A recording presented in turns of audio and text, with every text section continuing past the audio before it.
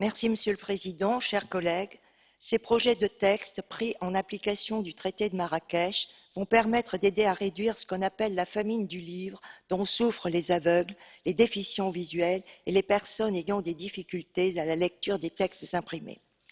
Je vous rappelle qu'actuellement, seulement entre 1 et 7% des œuvres publiées dans le monde sont mises à disposition sous des formats accessibles. Cela est inacceptable. En effet, en Europe, près de 30 millions de personnes sont concernées. Qu'il me soit permis ici de saluer les initiatives préexistantes telles que le projet TIGAR, devenu le service mondial d'échange de livres de l'ABC et auquel les éditeurs français ont participé en nombre. Les deux textes, issus des négociations en trilogue, vont dans le bon sens, avec notamment l'ajout du livre électronique dans leur champ d'application et d'un système de compensation limité des titulaires de droits.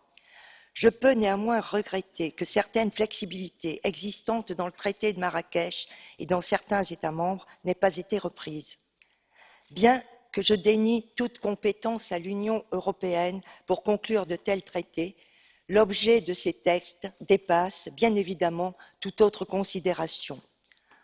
En tant que Française d'un pays éminemment littéraire, je ne peux qu'être heureuse de cette avancée en faveur de toutes ces personnes qui pourront enfin avoir accès à une plus grande partie de notre patrimoine. Merci.